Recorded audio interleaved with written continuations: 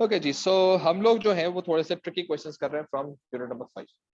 और ये इसका जो असाइनमेंट है ये फाइनेंशियल रेशियोज वाला, स्टेटमेंट ऑफ फाइनेंशियल रेशियोज वाला।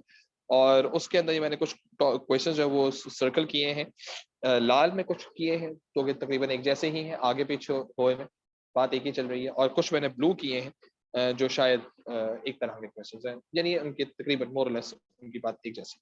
अच्छा जी, अब जरा अगर हम फोकस करें ऑन क्वेश्चन नंबर 21, इस क्वेश्चन के ऊपर अगर मैं फोकस करूं, डिस्कस द व्यू। ठीक है, व्यू आ गया यहाँ पर, ये आपके पास व्यू आ गया यहाँ पर। इसका मतलब क्या है कि आपने इसके एग्रीमेंट पे भी जाना है और डिसएग्रीमेंट पे भी जाना है। ठीक है जी, then that non financial measures of business performance may be important as financial measures of a business performance। ठीक है, अब पॉइंट क्या, अब ये क्वेश्चन है, अब इस क्वेश्चन के लिहाज से पहले तो ये पता चले कि यार ये असल में क्या कह रहा है। ठीक है, कंपनी की परफॉर्मेंस होती है, और कंपनी की परफॉर्मेंस जो होती है वो बेस करती है कुछ फाइनेंशियल रीजंस को। ठीक है, और फाइनेंशियल जो मेजर्स होते हैं वो क्या क्या होते हैं वो पहले हमने बात करनी है, और फिर नॉन फाइनेंशियल मेजर्स के लिहाज से बात करनी है। इसमें आमतौर पर बच्चे जो लिखते हैं ना, वो पता क्या लिखते हैं कि जी फाइनेंशियल मोटिवेटर्स और नॉन फाइनेंशियल मोटिवेटर्स। सही है कि इसमें आप लिखते हैं कि जी वो इनरिचमेंट होनी चाहिए, बिजनेस परफॉर्मेंस अच्छी होती है, फिर इनलार्जमेंट होनी चाहिए, बिजनेस परफॉर्मेंस अच्छी होती है, डेलीगेशन होनी चाहिए। सही है, और फिर उसके बाद आपका जो है फाइनेंशियल के अंदर जो सैलरी होनी चाहिए, बोनस होना चाहिए, टारगेट के लिहाज से आपको परफॉर्मेंस रिलेटेड होना चाहिए। सही है, आपके सही है, तो इस तरह की चीजें फाइन। तो ये चीज आपके पास फाइनेंशियल मेजर्स की अगर हम बात करें, ठीक है, तो उसमें वो सैलरीज एक्सेट्रा की बारे में बात कर रहा होता है कि जी वो देंगे तो बिजनेस की परफॉर्मेंस जो होगी वो बढ़नी शुरू हो जाएगी, and so on and so fourth. और अगर हम बात करते हैं in terms of non financial के लिहाज से, तो वो यहाँ पर बात करता है कि जी जॉब इनरिचमेंट होनी चाहिए, और उससे एक्सेट्रा ये जितनी भी चीजें थी, तो उससे जो है एकदम से आपकी बिजनेस की परफॉर्मेंस सही होनी चाहिए। सही है, तो इसका मतलब ये कि हम दोनों के लिहाज से बात करेंगे। तो this is how you have to deal with this answer. ये क्वेश्चन समझ आया आप लोगों को? कितने लोग एग्री कर, समझ आ गया है और एग्री कर रहे हैं इस चीज से? Please raise your hand.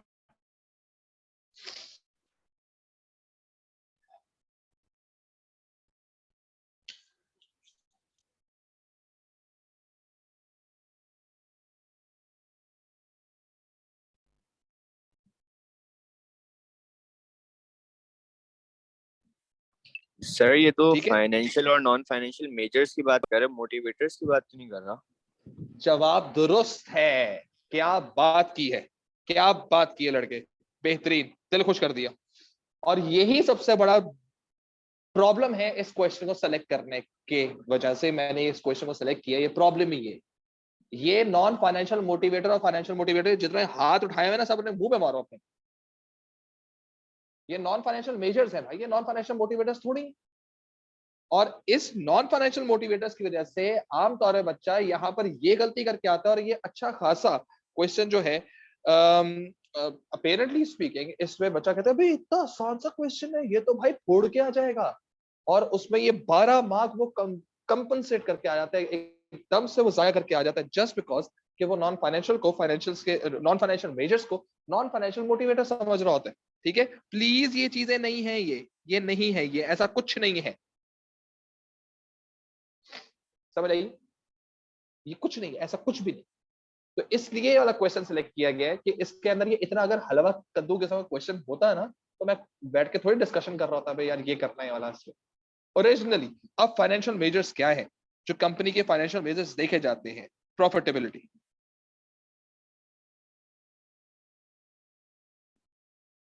ठीक है, कॉस्ट एफिशिएंसी, ठीक है, ये फाइनेंशियल मेजर्स है। फाइनेंशियल का मतलब है नंबर बेस्ड।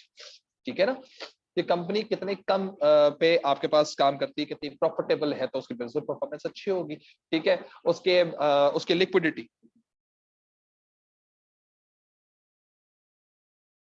ठीक है।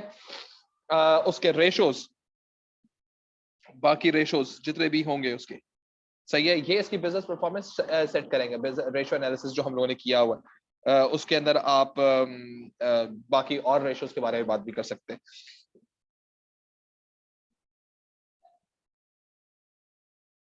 सही है।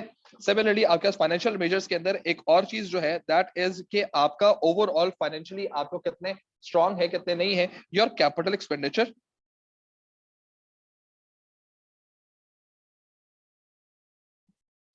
वर्सेस रेवेन्यू एक्सपेंडिचर, यानी कि कैश मैनेजमेंट।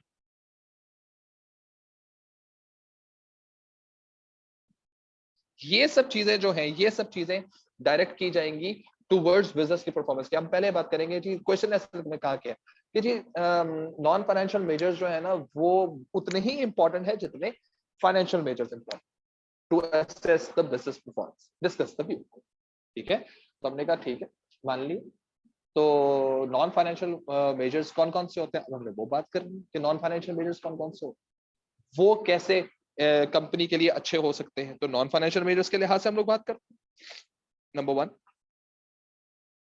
Employ motivation.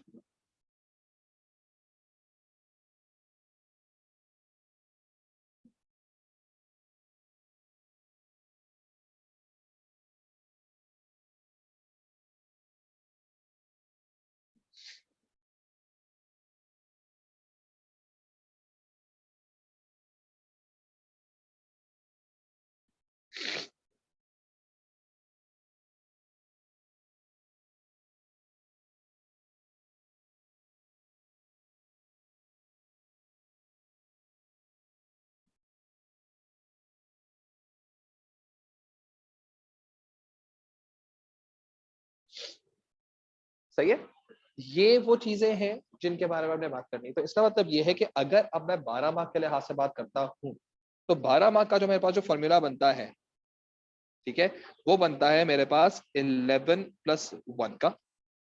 ठीक है, और 11+1 का मतलब ये है कि अब मैं शायद एक नंबर के लिए मैं non financial motivators, non financial measures को और फाइनेंशियल मेजर्स को मैं शायद डिफाइन कर रहा हूँ कि व्हाट इंक्लूड। ठीक है जी। और जब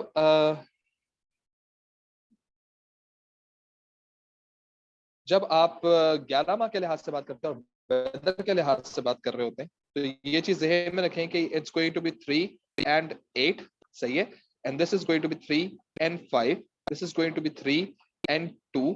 लेकिन हमें मालूम है कि हमें एक एक्स्ट्रा 3 लिखना होता है। ठीक है, तो ये मैंने एक एक्स्ट्रा 3 यहाँ पर ग्रीन से मैं इसकी एक्स्ट्रा 3 यहाँ पर डेवलप कर। सही है जी। और ये चीज पहले भी हम क्लियर कर चुके हैं कि ये जो दो मार्क्स हैं ये कंक्लूजन के हैं। सही है, और ये जो आपके पास 1 मार्क है ये डेफिनेशन का है। ठीक है, और ये जो आपके पास अब आ रहे हैं, ये 2 पॉइंट्स जो आ रहे हैं ये आप कहेंगे फाइनेंशियल्स के लिए हैं।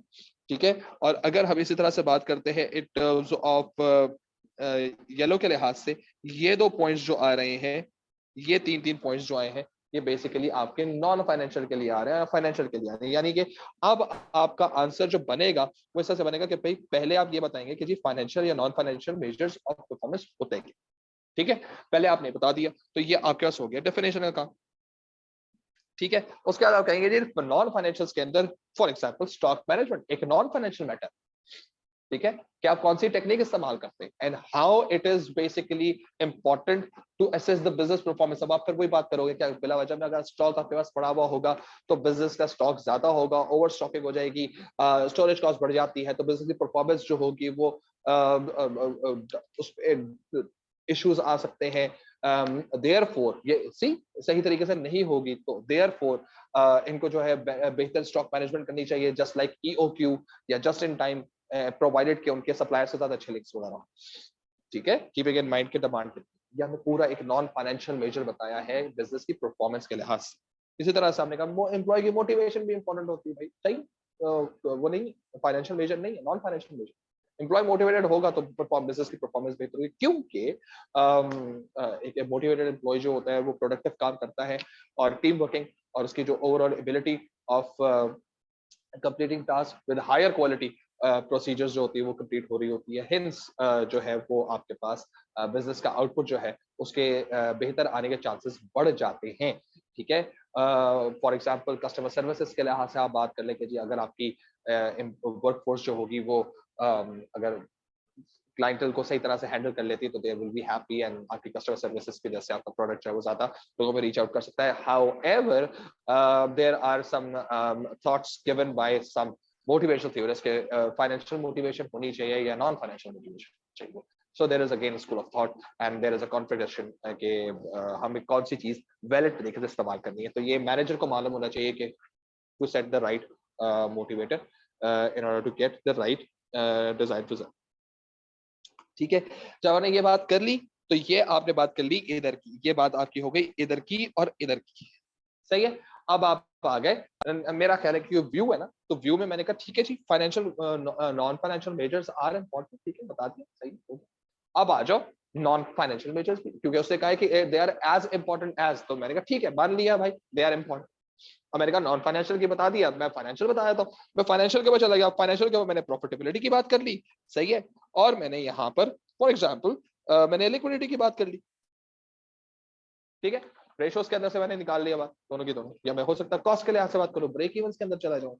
सही है, या मैं हो सकता है कैपिटल रेवेन्यू एक्सपेंडिचर्स के लिहाज से चले जाऊं, क्योंकि इतना खर्चा नहीं होना चाहिए, ज्यादा खर्चा होना चाहिए, कैश मैनेजमेंट होनी चाहिए, सोर्स ऑफ फाइनेंस के लिहाज से बात भी कर सकते हैं। ठीक है, तो ये मैंने बात करनी शुरू। सही, तो this is basically for my financial measures. ये मेरे पास फाइनेंशियल मेजर्स के लिए आ गया, ये मेरा फाइनेंशियल मेजर्स के लिए आ गया। 2 पॉइंट मैंने फाइनेंशियल मेजर्स के लिए पॉजिटिव, ठीक है, कि उनके लिहाज से ये मेरे पास आ गया नॉन फाइनेंशियल मेजर। सही है, और ये आ गया मेरे पास नॉन फाइनेंशियल मेजर। याद रखो इस चीज को मैं एनएफएम कह रहा हूं, सही है, और इस चीज को मैं एफएम कह रहा हूं। ठीक है, यहां पर मैंने दोनों को डिफाइन कर दिया है, और यहां पर अब मेरे पास आ गया है opinion plus reason and ending. सही है, एंडिंग सिंस पेपर 1 है तो एंडिंग के अंदर तो हमारे पास बिल्कुल चॉइस होती है कि हम ग्रोथ पे जाएं या उसमें। मेरा ये ख्याल है कि बिजनेस में परफॉर्मेंस जो है वो फाइनेंशियल नॉन फाइनेंशियल से जब लिंक कर रहे होते हैं तो you basically can go with growth easily without even thinking. और अब आपकी मर्जी है कि फाइनेंशियल आपको इंपॉर्टेंट ज्यादा लगता है, नॉन फाइनेंशियल ज्यादा इंपॉर्टेंट लगते हैं। मैं अगर इसके अपने अंदर ओपिनियन के अंदर बात करूंगा, मैं ये कहूंगा कि जी जो नॉन फाइनेंशियल हैं वो डिराइव करते हैं आपके फाइनेंशियल रेशोज। सही, फाइनेंशियल परफॉर्मेंसेस आपकी नजर आती है, तो अगर आपकी फाइनेंशियल परफॉर्मेंसेस सही तरीके से नजर आ रही हैं, इसका मतलब non financially they are sound. अगर आप नॉन लॉन्ग टर्म के अंदर वो फाइनेंशियली साउंड फाइनेंशियल मेजर्स उनकी भी अच्छे नजर आएंगे। लेकिन अगर आपके सिर्फ शॉर्ट टर्म के अंदर आपके फाइनेंशियल मेजर्स अच्छे नजर आ रहे हैं, तो उसका नॉन फाइनेंशियल मेजर्स में कोई ना कोई मसला है। वो थोड़े दिनों के लिए तो सही होता है, लेकिन लेटर ऑन मसला आना शुरू हो जाता है। Fine, make sense.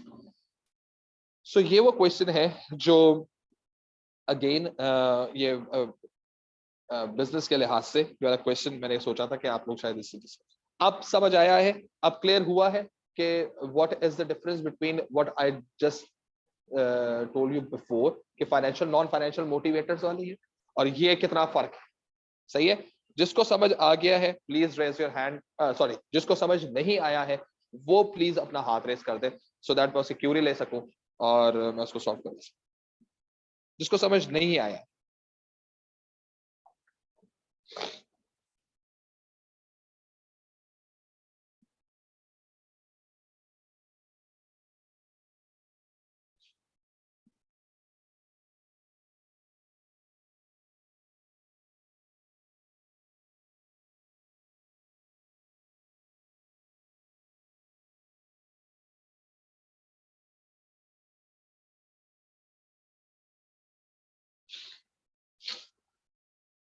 Make sense जी, गुड हो गया, क्या बात है जी।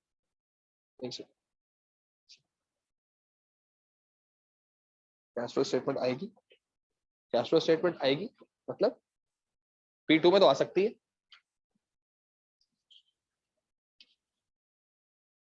सही है, P1 में इसका क्वेश्चन आ सकता है, इंपॉर्टेंस आ सकती है। It's a choice question. अच्छा जी, अब जरा इसका दूसरा वाला क्वेश्चन भी देख लेते हैं, ये वाला क्वेश्चन पहले देख लेते हैं जरा, ये वाला। डिस्कस द व्यू दैट, अब कौन आ रहा है, ओके फाइन जी, चलो जी क्वेश्चन 24 कर रहे हो। ओह मैं आते ही रहो। Discuss the view that ये वाला मैं क्वेश्चन कर रहा हूँ। Discuss the view that a non-financial measure of the business just important as financial measures of the business performance. Exactly the same question. ठीक है जी, आ जाओ जी इसके ऊपर। अब ये देखो, financial measures are the most important indicator of business performance. Discuss the view.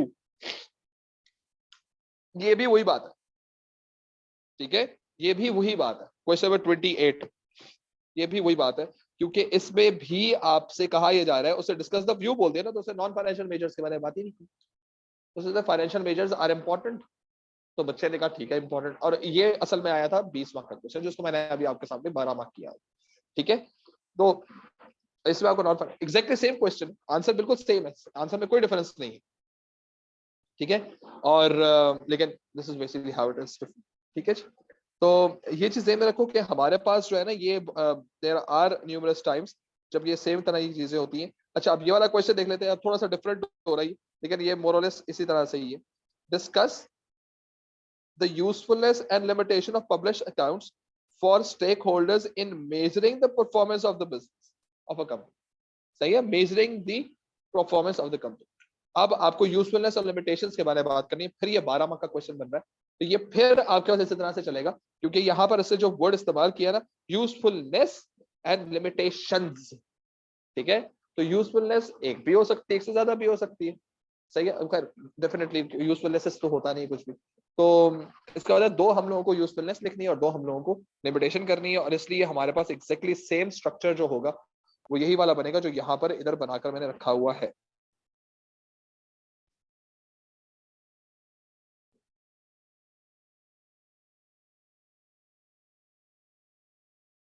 ठीक है, ये जो मैंने बनाया हुआ है, ठीक, इस चीज को जो है ये इसको थोड़ा सा आप कंसिडर कर लें। This is basically the structure of बारामक। ठीक है, तो ये चीज जो है ये इधर ही रहेगी, इसी तरह से ये चीज चलती रहेगी नॉन स्टॉप। और हमारे पास पहले हम लोग बात कर सकते हैं कि जी पब्लिश अकाउंट्स कौन कौन से हो सकते हैं जी। तो पब्लिश अकाउंट्स हमारे पास बैलेंस शीट है, इनकम स्टेटमेंट है, कैश फ्लो स्टेटमेंट है। अब बैलेंस शीट और इनकम स्टेटमेंट में से हमारे पास है दो रेशोज, हमारे पास है बैलेंस शीट में से भी, और दो रेशोज हमारे पास है इनकम स्टेटमेंट में से भी। हर एक के अलग लिहाज से बताना शुरू कर दो तो इंशाल्लाह ताला, और हर एक की लिमिटेशन बतानी शुरू कर दो, सिंपल होगी, तो इजी पीजी। ठीक है जी, तो this is basically how it is. अच्छा, अब हम बात करते हैं in terms of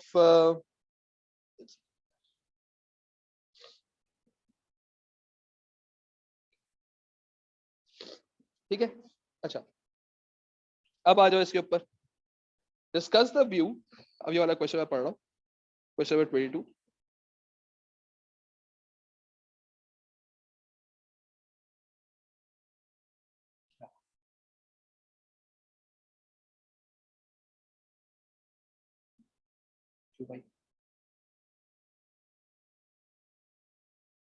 discuss the view, मैं क्या कर रहा हूँ, हाँ ऐसे।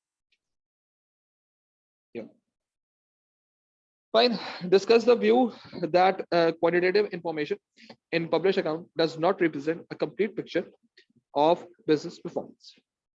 ठीक है, ये भी वही बात है, ये भी वही बात है नॉन फाइनेंशियल मेजर्स।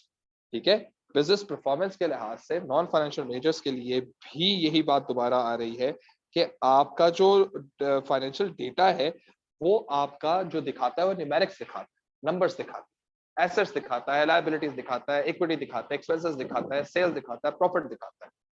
कंपनी की कितनी एथिकल पॉलिसी है उसके बारे में बात नहीं करता। सही है, कंपनी के जो स्टॉक मैनेजमेंट है उसके बारे में बात नहीं करता।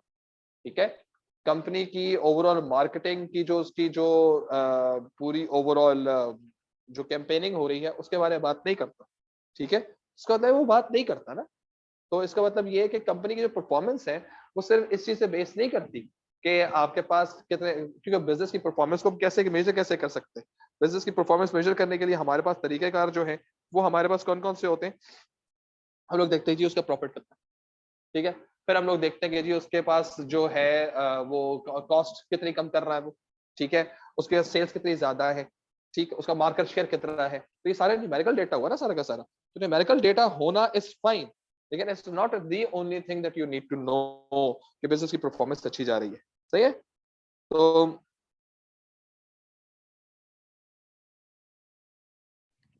तो सर इसमें मतलब दूसरी चीजें क्या होंगी, जैसे कि ये प्रॉफिट कॉस्ट और सेल्स आ गया, तो मतलब जो देखो मतलब पहली बात तो पहले एक सेकंड ठीक है, पहले मुझे सिर्फ समझने की कोशिश करो कि क्वेश्चन क्या कह रहा है। क्वेश्चन ने कहा है discuss the view that the quantitative information in publish account does not present a complete picture in the business performance. सही है। अब पब्लिश अकाउंट्स के अंदर जो क्वांटिटेटिव डेटा है, मतलब क्या, सेल्स हो गया, ये हो गया। अब ये डेटा जो है, आपने पहले आपने इसे कहा, हाँ जी बिल्कुल आप सही कह रहे हो, ठीक है।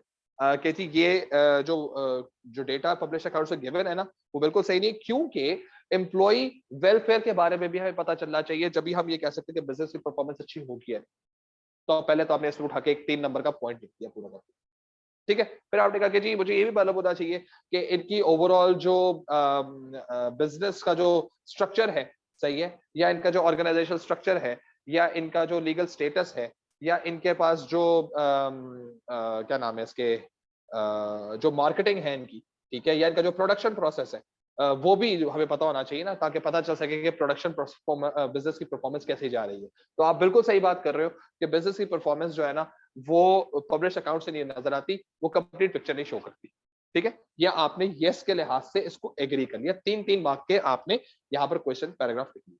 फिर आप आगे देखिए, पब्लिश अकाउंट्स के अंदर सेल्स और प्रॉफिटेबिलिटी वगैरह भी बताई जाती है, विच इज आल्सो मेजर, जो कि शेयर होल्डर्स के लिए काफी ज्यादा इंपॉर्टेंट होती है, इन्वेस्टर्स के लिए बहुत ज्यादा इंपॉर्टेंट होती है। तो यस, वो भी इंपॉर्टेंट होती हैं, ऐसा नहीं है कि उसके बगैर भी हम चल सकते।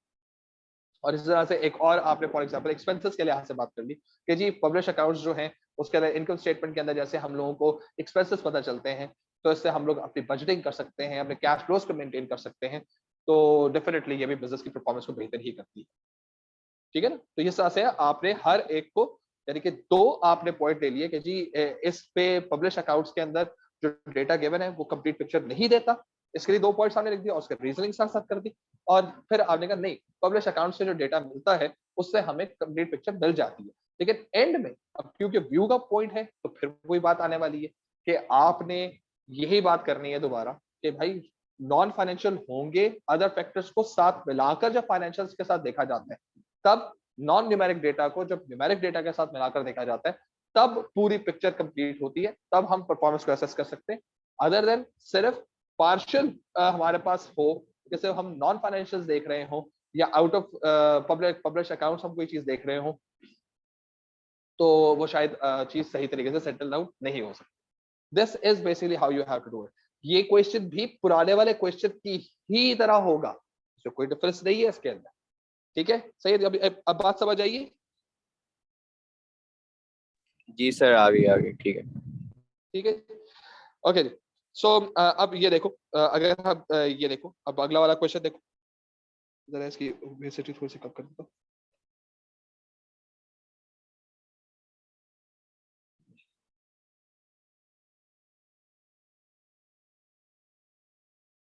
ये देखो, discuss the view that limitations of income statement and statement of financial position significantly reduce their usefulness as a measure of business performance। मुसलसल देख लो, measure of business performance सारा है, ठीक है ना, मुसलसल measure of business performance, ठीक है।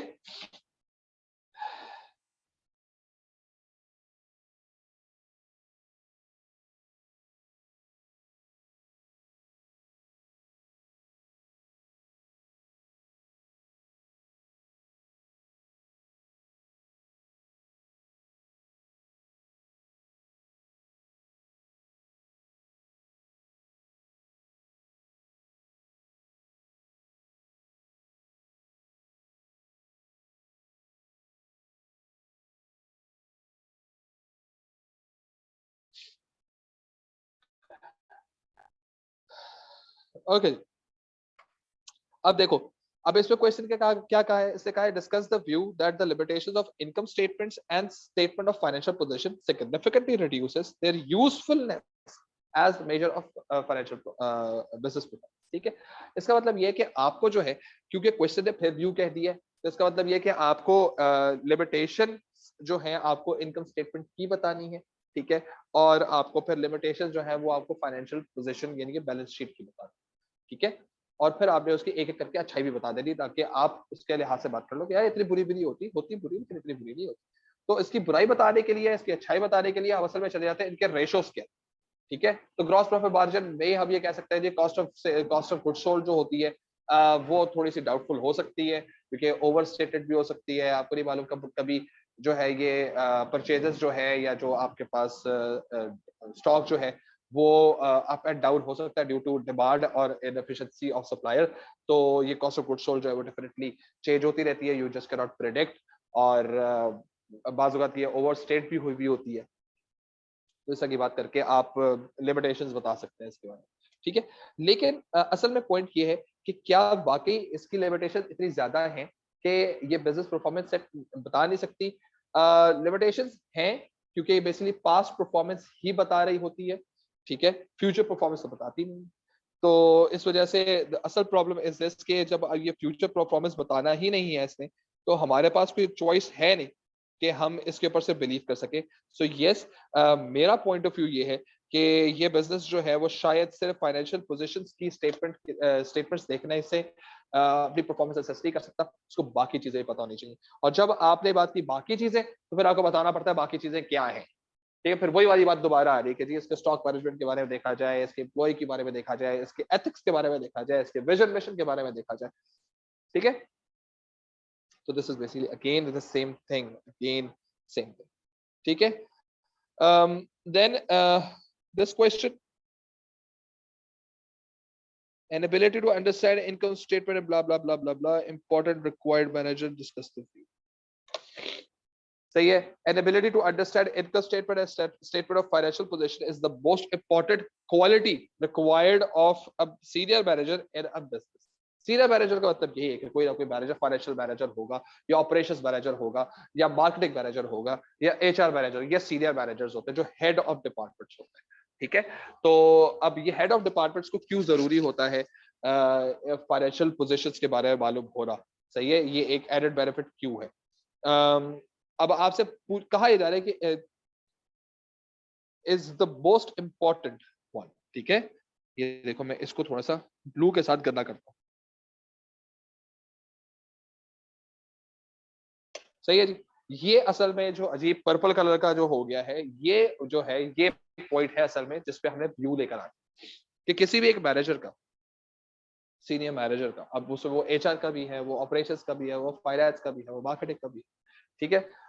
भाई अगर आप सीनियर मैनेजर हैं तो भले किसी भी डिपार्टमेंट के हो, आपके लिए फाइनेंशियल डेटा को पढ़ना, उसको समझना, उसको इंटरप्रेट करना, ठीक है, और उसको सही तरीके से एडजस्ट करना is one of the most important factors, most ability of a senior manager regardless you ever deal with numbers और नॉट। तो हम कहेंगे हाँ सही है, कह सकते हो कि it's something important for finance manager, it's important for even operations manager, it might be important क्योंकि प्रोक्योरमेंट के लिहाज से स्टॉक की वैल्यूज देख सकता है, स्टॉक टर्नओवर देख सकता है, रिकवरी देख सकता है, सही है, क्रेडिट पीरियड दे सकता है, सही है। तो इस लिहाज से वो थोड़ी सी प्रोक्योरमेंट के अंदर शायद वो स्टॉक वाला ऑपरेशन मैनेजर जो है शायद वो इस चीज देख रहा होगा। द कॉन्ट्ररी मार्केटिंग वाले को बजट से रिलेटेड बात होती है कि उसको बजट कितना मिला हुआ है, उसके लिहाज से वो कितने ज्यादा इफेक्टिवली उस बजट को इस्तेमाल कर सकता है। अब बिजनेस की फाइनेंशियल पोजीशन क्या है, कितने एसेट्स और कितनी लायबिलिटीज हैं या कितने एक्सपेंसेस उसके हो चुके हैं, उसको इससे कोई लेना देना होता नहीं है। रादर कि उसकी एफर्ट्स जो होती हैं वो मोर ट्रांसलेटेड इनटू सेल्स रेवेन्यू होती हैं, ठीक है ना। तो that is like it's not very important for marketing manager कि उसके पास कोई फाइनेंशियल डेटा रीडिंग एबिलिटी हो, और तब जब होगी तभी वो सक्सेसफुल हो सकता है। उसके बारे में उसको बजट को सही तरीके से एडजस्ट करना, उसको यूज करना is more important. And budget is not a financial data, सही है, budget is not financial data, that is not given in income statement और स्टेटमेंट ऑफ फाइनेंशियल पोजीशन, ठीक है। इस वजह से आप एचआर वाले के लिहाज से बात भी कर सकते हैं। तो अगेन पॉइंट यही है कि ये क्वेश्चन जितने भी हैं ये सारे के सारे, ये देखो आखिरी वाला क्वेश्चन फिर वही आ गया,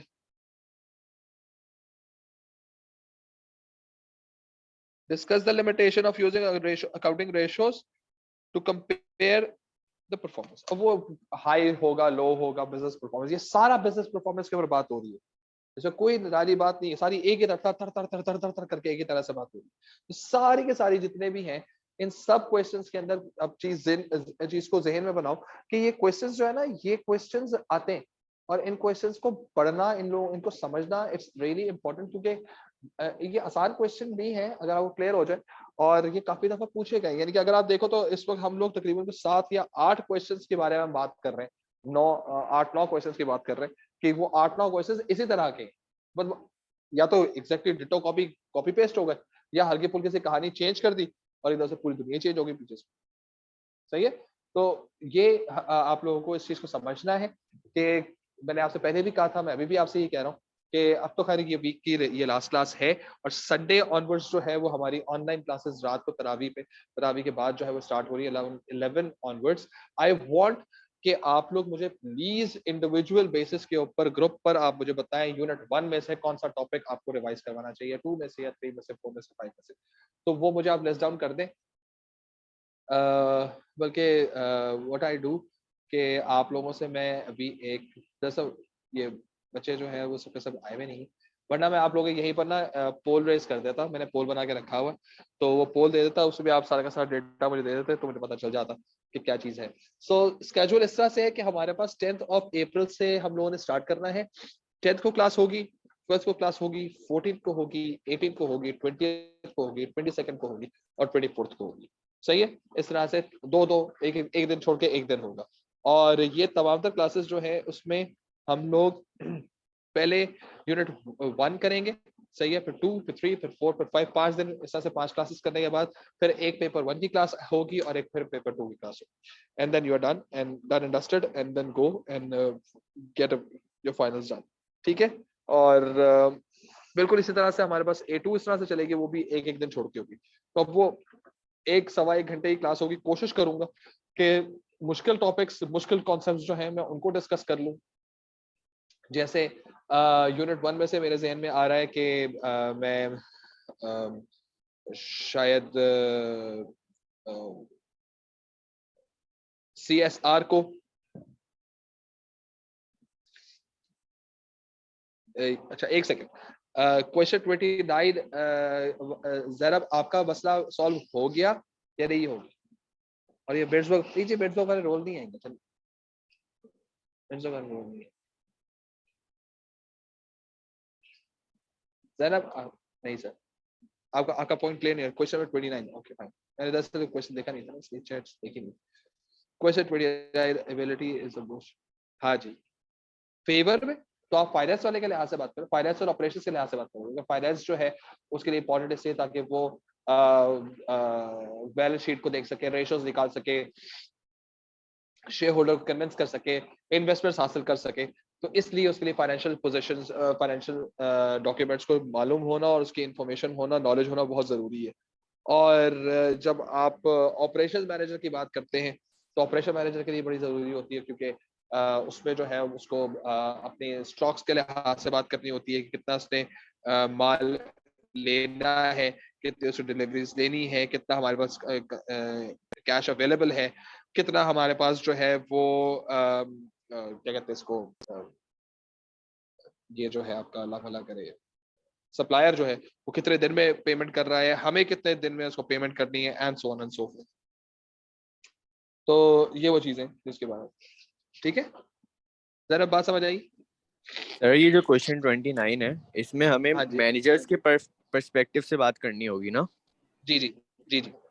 वरना जो मतलब इसी की तरीके के सिमिलर क्वेश्चन ऊपर थे उसमें हम बिजनेस के पर्सपेक्टिव से बात कर रहे थे कि बिल्कुल मतलब लाइक, बिल्कुल बिल्कुल, वो बिजनेस परफॉर्मेंस थी। हाँ ठीक है ना, यहाँ पे मैनेजर की परफॉर्मेंस है कि क्योंकि सीनियर मैनेजर क्यों देखेगा भाई, उसको भी परफॉर्मेंस बेहतर करते हैं। ठीक है सही है। सर, और ओके। ये देखो एक और क्वेश्चन,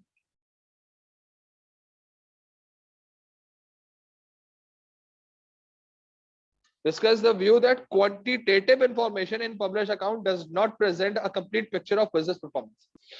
वही बात आ गई ना, क्वांटिटेटिव नंबर बेस्ड सारी के सारी फाइनेंशियल मेजर्स, सही है। और क्या क्वालिटेटिव कौन सी होगी? एक क्वांटिटेटिव होती है, क्वालिटेटिव होती है। क्वालिटेटिव कॉन्सेप्ट जो नॉन फाइनेंशियल मेजर्स हो, सिंपल सी बात, सेम चीज है। अब ये बिजनेस के लिहाज से आ रही है, यहाँ मैनेजर के लिहाज से आ रही है, मैनेजर को भी परफॉर्मेंस बेहतर कर उसके लिहाज से। अब मैं एक्सपेक्ट ये कर रहा हूँ कि आप लोग इस तरह से ना मनहूस किस्म के क्वेश्चंस जो है ना वो ढूंढ ढूंढ के मुझे भेजें, ताकि मैं भी थोड़ा सा परेशान हूँ इस चीज के बारे में कि यार आप लोग वाकई ये क्वेश्चंस देख रहे हैं, ठीक है। और क्योंकि जिस तरह का आप लोगों ने माशाल्लाह पेपर किया है ना, I need to reserve my comments, वो कैसा पेपर आप लोगों का है। लेकिन बाज तो बिल्कुल सन्नाटा है, बिल्कुल सन्नाटा। तो वो जो सन्नाटा कॉम है ना, मैं उसको तो माशाल्लाह बड़े अच्छे तरीके से उसको हैंडल किया। लेकिन ओवरऑल बहुत सारे बच्चों ने बहुत अच्छा भी किया, क्योंकि पेपर 1 दोनों सेक्शंस का पेपर 1 चेक हो चुका है, ठीक है। तो अब पेपर 2 की, तो अगर बात करते हैं आउट ऑफ 70 स्टूडेंट्स की बात करते हैं, तो मेरा ख्याल है तकरीबन कोई, आई एम हैप्पी विद 41 2 3 4 बच्चा, but I am not really happy with 20 around बच्चा, सही है। और 10 बच्चा इज ओके, वो शायद थोड़ी सी और मेहनत करे काम करनी, लेकिन 20 और बच्चा ऐसा है जो माशाल्लाह चुन के पैथेटिक, ठीक है। तो आप लोग ना जो उस तरह के बच्चे, आप लोग जब आपका वो आएगा ना, अल्लाह करे सब कुछ बेहतरीन हो जाए आप लोगों के लिए, एकदम से मिरेकल हो, लेकिन अगर आपका रिजल्ट अच्छा नहीं आया ना, खुदा ना खास्ता, तो उर्दू ले लेना बेटा, ठीक है। और अगर पहले से उर्दू है तो so this is basically it for the today. और आप लोग प्लीज इस क्वेश्चन को लिखकर चेक करवा लें, कर ले, सॉल्व कर ले, ताकि आपको कुछ सर पे आके कुछ आ जाए आप लोगों को, ठीक है जी। जाए एंजॉय करें, हैव फन, अल्लाह हाफिज। डायलन क्वेश्चन नंबर 26, ओके, एक सेकंड, डायलन ने क्वेश्चन नंबर 26 बोल दिया।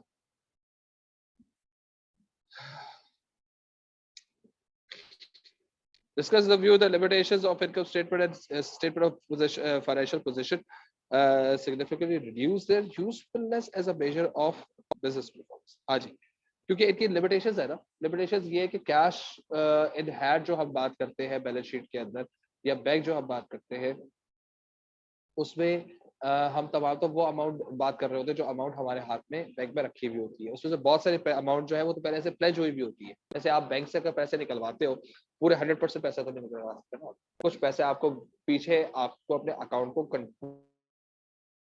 कंटिन्यू करने के लिए छोड़ने ही पड़ते हैं, लेकिन वो भी उसमें नजर आ रहे होते हैं, तो जाहिर सी बात है that makes a wrong decision. फिर डेटर्स जो है, फिर आपके पास डेटर्स के अंदर भी इसी तरह का इशू है।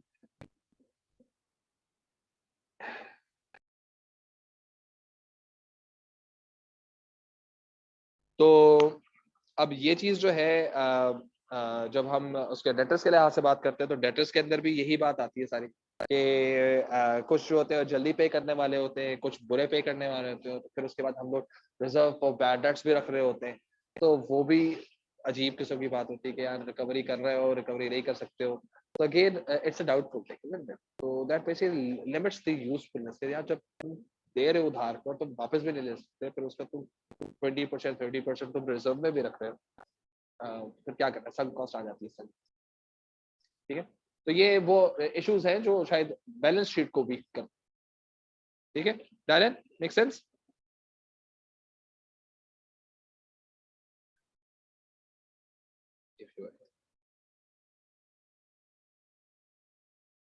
डायलन क्लियर हुआ?